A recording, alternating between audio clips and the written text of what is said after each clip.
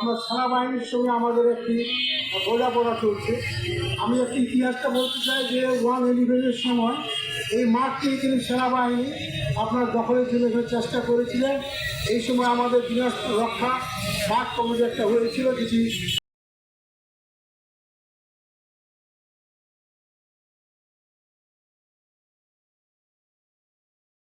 সেই সময় আপনার রংপুর ডিভিশনের ব্রিগেড কমান্ডার ছিলেন আমাদের মেজর জেনারেল ফাতেমি আহমেদ। তিনি এখানে এসেছেন আমাদের সাথে কথা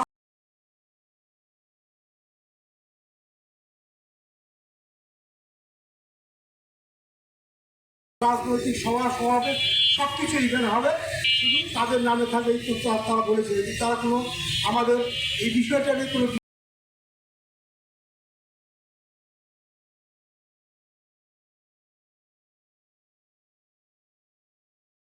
হয়েছে।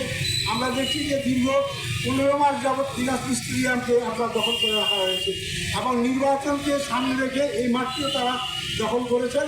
এবং প্রথম অবস্থায় তারা বলেছিলেন শুধুমাত্র স্পোর্টস ভিলেজ তারা এখানে তারা তাদের কার্যক্রম চালাবেন।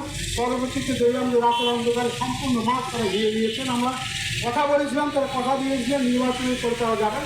যেহেতু জেলা প্রশাসন আমাদের অভিভাবক, তিনি জেলা ক্রীড়া সংস্থার সভাপতি ছাড়া তিনি এই মাঠটির ব্যাপারে আমরা তাকে স্মারকলিপি দিয়েছি।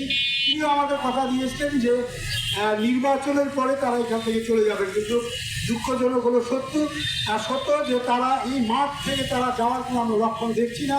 আপনারা জানেন যে এই পবিত্র রমজান মাস, এই রমজান মাসের পরেই কিন্তু আমরা এখানে ঈদের জামাত অনুষ্ঠিত হবে। সবাই জানি যে দক্ষিণ এশিয়ার সর্ববৃহৎ এই জামাত দিনাজপুরে হয়। এটা স্বীকৃত এবং সরকার কর্তৃক স্বীকৃত।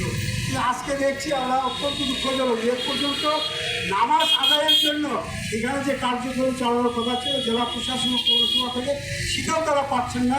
তারাও কিন্তু ভয় ভীতির মধ্যে রয়েছে।